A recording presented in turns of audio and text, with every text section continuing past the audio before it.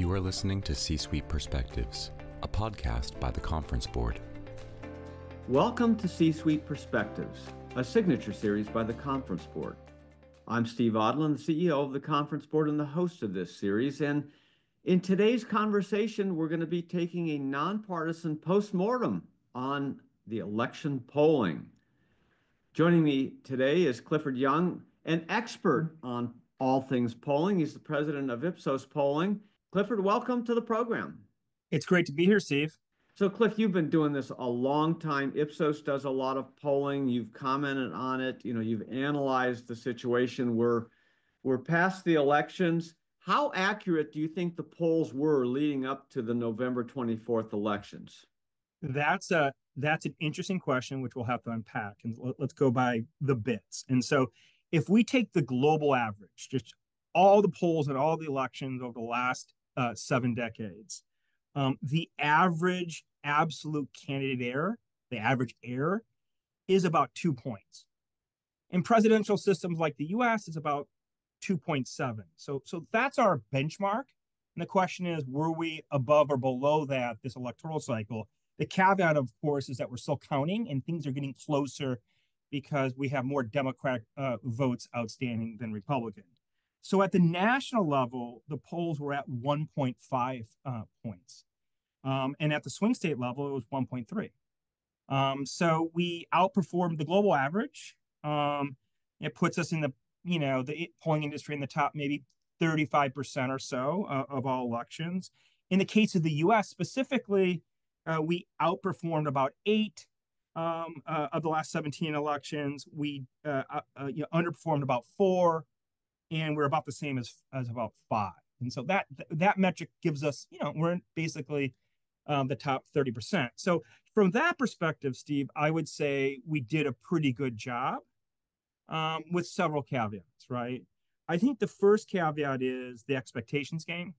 There was an expectation going into Election Day that it would be long and drawn out, and there would be sort of punch, counter punch as the vote count unfolded, and that obviously did not happen. And I think the expectation was, dissonance was exacerbated by the fact that the Republicans' votes came in more quickly than the Democratic votes. And so that's, that dissonance, I think, has really impacted the narrative to date. That is, we're well within the global standards. We did a good job from that perspective. But we didn't do a good job of at least laying out the expectation from a story perspective. The second point, I think it's more relevant. We're still slightly biased towards the Democrats. And so even though we're close, we're systematically off in one direction, about 2 points towards the Democrats, whether we're talking about the national polls or the swing state polls. And I think that generates dissonance. And it's obviously something the industry has to keep on working to resolve. So when you say we, Cliff, you're really talking about the polling industry in general, not just Ipsos. And I think what your point is that, hey, look, normal error, the error range is 2 to 2.7 points. And if you look at the results just at the presidential level, the difference is 2 percentage points, that Trump won the popular vote by 2 percentage points. The whole electoral college thing is separate, so put that aside. So your point is, hey, we finished within the margin of error. However, it was still off a little bit because we said it was a toss-up and one person won. So I think what you're saying is, in fairness, people have to look at the statistical results, which are within what we said, but that there is some skew here that needs to be course corrected going forward. Did I get all that? Yeah, well, there's 2 things, I think. I think from a polling point estimate standpoint, we were very close, but we still have a slight bias towards the Democrats. Yeah. That's an industry-wide problem, right? When you say bias, though, Cliff, you're not saying an attitudinal bias. You're saying there's some methodological. Yeah, we're not talking about political bias like we have, we're talking about bias from a technical standpoint that somehow we're systematically underrepresenting those that lean towards Trump versus those that lean towards Harris. It is ever so slight, but in a game of inches like this one, it can set expectations. So if we're systematically off by a bit in every state and at the national level towards the Democrats, it does sort of reinforce this expectation that the polls were seriously off. And what do you think drives that? I'm going to call it a methodological difference because, there's something in the way that the polls are conducted that captures, more positivity. Is that just because, in this case, Republican voters or Trump voters were hanging back and not answering honestly, or is there something in the way these polls are conducted? Yeah, and so there are several factors, and so one factor which I think is less important, but it's still there, is a shy Trump voter, people that are embarrassed or they want to stay away from expressing their opinions. I think that's ever so slight. I think actually the problem is if we're capturing at the right rate this MAGA voter, these individuals that only vote Trump and they only vote when Trump is on the ballot. They're not there when Trump is not on the ballot. These individuals typically are low participators. These individuals, they don't participate in anything, including polls. And this has always been a challenge for the polling industry. By the way, not just in the United States, but in other countries where you have very strong anti-establishment brands like Trump. Now, that said, if you peel away the onion and look at those, polling firms that did slightly better versus not, there is a way forward. And so there are methodologies like using voter files where, you take people, how people voted in the past elections, and you sample from that. Those methodologies tended to perform slightly better. We're not talking 5 points, we're talking a half a point or a point. But that said, the challenge it has been over the last few electoral cycles, these individuals that only vote because Trump is on the ballot. Okay, now we've been talking about the presidential election. Let's shift to the Senate. And here, the Republicans, have a majority by 3 seats. It's very close again. How do you think the polls performed in the Senate races? Yeah, so for down ballot races are always a little bit more complicated. Those individuals tend to be less well known, let's say the presidential candidates. There's more fuzziness there. But I think the polls on the one hand and the modeling on the other, the forecasting models, did a pretty good job of saying from the beginning of this year that the Senate would go Republican. Whether it was 52 seats, 53 seats, or 51 seats, that was always sort of, there was fuzziness there.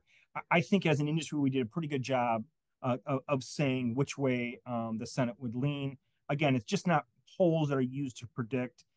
We use more holistic models that take in consideration other variables and inputs. Yeah, and the call was pretty easy probably in West Virginia and maybe even Montana. I think the two that were kind of toss-ups here were Pennsylvania and Ohio. Yeah, and they came down to the wire. The polls had them pretty even. Again, a point or two difference is really hard for the polls to discern, as we have already been talking about. But again, I think if you take the polls together with the models, they suggested a Republican lean. The one point I wanted to say about the poll showing at 50-50, once again, within the margin of error, within the standard error, the polls pretty much nailed it everywhere. But that said, these things don't work like that. And usually the experience is if it goes one way, everything goes one way, right? Or the other way, right? And one of the things we've been saying, I and others, have been saying that an error of 1 point one way or 1 point the other way could suggest a sweep, right? And so again, just kind of reinforcing the point of the narrative of the expectations. The polls did well. They did well with the senatorial races. They did well with the presidential race. It has a lot to do with expectations. Well, and just to underscore that, Pennsylvania was one of those states which, it appears that the Republican candidate McCormick has won, but the margin of victory is 0.4%. I mean, it is it is tiny, tiny, tiny. I mean, it's 30,000 votes. I mean, it's just remarkable how close these things are out of, almost what, 7 million votes cast. Yeah, and the presidential race is a point right now, and they're Yeah. still counting. So Now how much again, how, yeah, how much of this is impacted by these third-party candidates? Because in the case of this, to stay on this Pennsylvania Senate race, for example, the Libertarian candidate took 1.3%, and that alone could have impacted this. Because do you adjust for a third party? now we include the third parties typically in the ballot. What we normally do, both at Ipsos and in the industry in general, we'll have a ballot with the two primary candidates from the two primary parties, Republicans and Democrats, and then we'll have another ballot question where we include the third party candidates. We measure it both ways, kind of to get an idea, sensitivity analysis. It's interesting. I don't think that the third party candidates in most races would have swayed it one way or the other, even though it's very close. Now, I haven't analyzed all races. I've been especially focused on the presidential race. It doesn't look like, any, the sum of the third party candidates would have swayed any of the state elections. Yeah, and so let's shift to the House, and it's probably the same story at this point. I think going in, everybody said the House is a toss-up. It could be a few seats one way or the other, and that appears to be what has happened. They haven't called every race yet, but yeah, I mean, it's close. Yeah, it looks like it, though. We'll see. It looks like it'll be a historically low winning margin for the House. It'll make it more difficult for Republicans to get things through. We have to think a little bit about the first 6 months or so of the new government. Let's set that aside a bit. Both the polls and the models always suggested it was leaning a bit Republican. That said, I think the caveat was always whoever takes the White House will take the House most probably. That's typically how it works, right? How voters think, and it's super close. And so Well, again, yeah. but go back to your comment earlier. Well, you're probably going there, but a non-establishment candidate, for the presidential ticket, we saw a lot of split votes. I mean, it's unusual to see down ballot splits on the Senate and House candidate when somebody goes for the top of the ticket. But that's in fact what happened here. Yes, and stepping back a bit, we pollsters, it's not just about the point estimates; it's about telling the right story. And so, part of the story was cost of living and inflation were the number one issue. We know that the candidate strongest on the main issue wins on average 85% of the time, and Donald Trump was strongest on that issue. And so, and on that point, there was really a disconnect, in my opinion, between the administration and the American people about how much they actually were suffering, how difficult it was to make ends meet. They were making the argument that the economy was actually doing well when people didn't really feel that. And I say that because it's perfectly reasonable to go, I'm going to vote for my senator again because I really like him or her.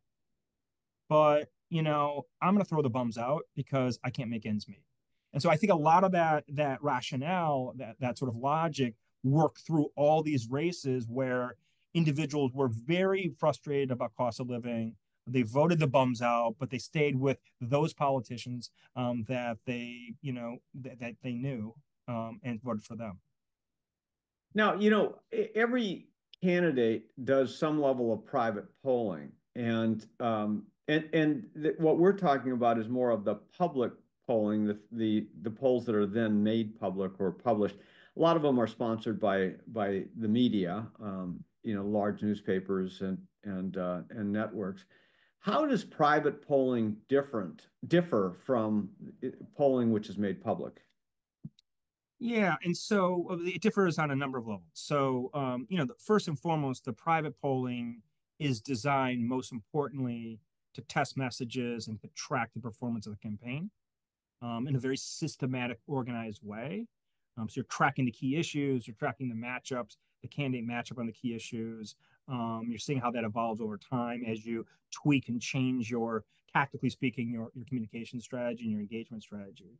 They're typically in the field every day. So you'll have a rolling average, And this electoral cycle, a lot of the private pollsters, a lot of the political pollsters used what I had already mentioned, used the voter files for their sampling because they thought that better got at these, let's say, MAGA voters, for the sake of another way of characterizing them. Low intensity voters are called. And I think they were more conservative. I think we never can see what they actually do. We can only hear what they say. But if you take the public polling that used the voter files, is a couple points more conservative. But overall, it's the big difference is sort of the usage of the actual polls. The public polling is to sort of provide a public good to society more generally, to understand where the nation is and where the campaigns are at any given moment of time. It's much more of a contextual tool to help society understand what's going on. We're talking about polling and elections. We're going to take a short break. Be right back. What does the future of work mean for your employees? How will your company navigate ESG? Will there be a global recession?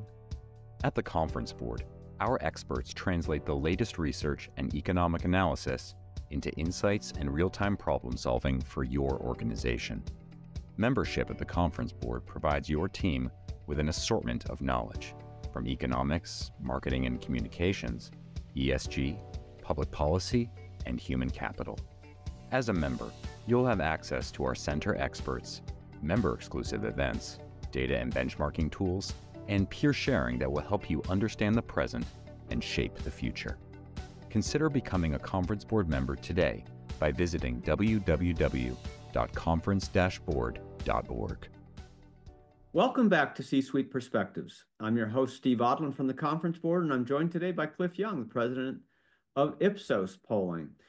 So Cliff, we were talking before the break about private polling versus public polling. There are some people who believe that the public polling is done in a political fashion or for a political purpose. In other words, to try to design the polls in such a way that the outcome supports the candidate that they're trying to push. What do you say about that? I think, any given country and every given election, there can be someone out there that's throwing polls up to try to affect, let's say, the narrative. But for the most part, no. I mean, ultimately, whether you're public or private pollsters, you want to get it right. You want to be as faithful as you can to what public opinion is thinking at that given time.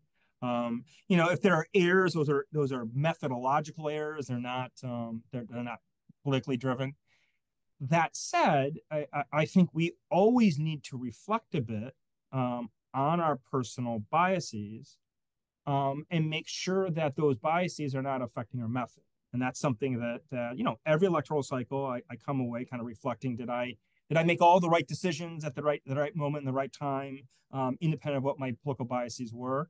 And so I do think as pollsters, we have to worry about that. But no one is, in my opinion, the industry in general, no one's making sort of purposeful decisions to manipulate.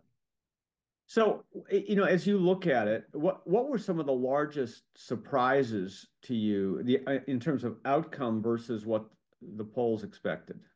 I think, once again, it's about expectation. I think going into the night, we expected, based on the polling, that it would be long and drawn out. It might have taken a couple of days to know what was going on. And it went fairly quickly. I think we need to sort of talk more in scenarios, like what was more likely, less likely. A sweep was, let's say for the sake of argument, 40% likely, 60% likely to have a slow and drawn out night. I don't think as an industry we did that well. It's very difficult, obviously, when we're in the middle of information sort of a juggernaut that's going on at the time. But I think the polling did well. I do think we can do better trying to resolve this left-leaning, from a methodological standpoint, a left-leaning bias by a couple of points. But that's marginal because we're well within the global standards. It's really about the expectation going into election night. Just out of curiosity, it seems that everybody relies on the AP, the Associated Press, to make the calls on elections. And it seems like every media outlet uses that. Just out of curiosity, how did the AP come to be the the key decision maker, not on the election outcome, but on making the calls here? That's a great question. I don't know exactly the specific history. What I can say is that there's a vacuum. There's no government body or official body that takes care of the count on election day. Indeed, we have to understand that America is a very decentralized country. We have 50 states, 4,800 counties and townships, which have autonomy collecting data. Some have standards across the state, others don't. And it's a very sort of messy process. AP sort of at one point stepped into this vacuum and is counting. Now, as a benchmark, let's use Brazil. Brazil is a place I know really well. I lived there for a long time. They count all the votes in 2 or 3 hours, and they're done. They have a separate election body. They have a separate election court and a separate election legal system. And it's an interesting innovation. So just kind of juxtapose the two. We have a very sort of arcane, loosely put together system where we have a lot of private sector actors doing what otherwise in other countries would be done by the public sector. It creates what it creates. I do think the slowness of the count has affected our perspective on the quality of the polling. If we had everything counted in 2 hours, we would see that everything was off by a point. It would have been done. We would have, but that's not the case. We have a certain sort of expectation, or at least perception or perspective that's defined on election night, and we're still counting, right? Well, and this goes to our, to our form of government, which is deliberately meant to be a weak federal system and a strong state system. So we have 50 different states, 50 different methodologies. Some of them use electronic and use the internet for transmission and counting. Others are paper-based. Then you have provisional ballots and mail-in differences in methodologies, and hence, even weeks later, you don't get final counts from a lot of these places, and hence there is this notion that there's room for foul play or hanky-panky, because they're still counting, and it's like, well, we'll keep counting until we get the outcome we want, which is what some of the cynics say, but in fact it's methodologically driven. Yeah, but I do think the slowness of the count does go to the credibility of the system, and I do think we have. Yeah, so let's go back to the polling aspect of it. So what works best? What's the secret sauce here in terms of, it used to be that they would do mail and then it went to phone, but then people stopped having phones and it was cell and there's social media, email. So what kind of balance do you use to get the best accuracy? Yeah, I think you're going to see that different methodologies did better or worse. I mean, there is no one rule. I think that some sort of mixture of these different methodologies probably is optimal to get at those segments that are really difficult to get at, right? I would also say, and I've mentioned it a few times here, that using these voter files that you can collate and collect in all 50 states that has the history of people's voting, not how they voted, just that they voted, is an important way to get at some of these low propensity voters that are difficult to get at. I expect looking forward is that we'll have a postmortem as an industry. We'll look at some of those that did the best, and we'll try to understand what they did and mimic those what they did in part. But ultimately, the methodologies that work the best are some sort of mixture of what you already mentioned. So these voter rolls that you've referred to a couple of times are private. So how do pollsters get access to them? They're actually public. They're just difficult to get. You have vendors on the market that actually provide access to them, and so they are public. You can So you're saying that if I looked up Cliff Young on the internet, I could find out how you vote? No, yeah, you wouldn't know how I voted. You would know that I voted. So Cliff Young lives in Potomac, Maryland, has voted in the last 7 elections. But how does that help you in terms of predicting how? Because we're able to parse out those that vote infrequently versus those that vote frequently, first. Second, you have the entire universe of those who have voted. So part of the problem, part of that slight bias we talk about might just be that the more traditional methodology of like random digit dial, like we're calling people, for instance, are not capturing some of those people that are really difficult to get at. But in the voter rolls, we have them. And so because of those two reasons, segmenting the voting population by high frequency versus low frequency, and the fact that you do have everyone that voted, allows you to get at those individuals that are difficult to get at. But then how does that help you determine whether somebody's going to vote Republican or Democrat? Then you have to do a poll on top of it. So I have from you, I have Steve, and I can find your number. Not always, but usually I can find your phone number and I can call you, and then I can ask you questions. Okay. But what I also your point is you've got the voting rolls, you've got the names, and so you can reach out and then poll likely voters. So then the question is voter turnout at that point. Yeah, exactly. And so, that's always an art, because actually voter turnout, even if you have the most robust sample, you might get the voter turnout wrong. But the voter rolls help with that, because you have at least the past behavior as a standard to make determinations about like future outcomes. So it becomes easier. Got it. Okay, that's very helpful.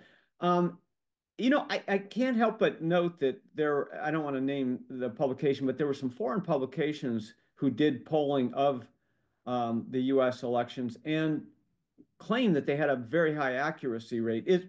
Is there something about the way that foreigners look at this? In other words, maybe they're less biased, but is there something in that would lead them to get to better accuracy, or is that just serendipitous?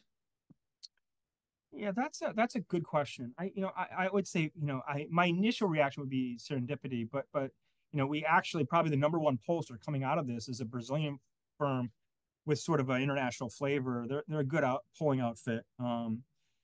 But if there's anything there, it's that individuals that are outside the bubble of that given society perhaps can see things more clearly. But that's a hard thing to quantify, right? I think what we're going to do is, because we're scientifically oriented, we're going to take a look at those that did really well and see if we can sort of reverse engineer it and do a better job next time, right? Yeah. Okay. Any other thoughts on the election and polling? No, I think we told the right story, generally speaking. High cost of inflation, belief that the system is broken, kind of anti-establishment, anti-elite. I think that was, we meaning the market generally, the industry generally, but Ipsos as well. We were within the global standards, as I mentioned, but we could do better. All right, great. Cliff Young from Ipsos Polling, thanks for being with us today. Thank you so much, Steve. And thanks to all of you for listening to C-Suite Perspectives. I'm Steve Odland, and this series has been brought to you by the Conference Board. You have been listening to C-Suite Perspectives, a podcast by the Conference Board.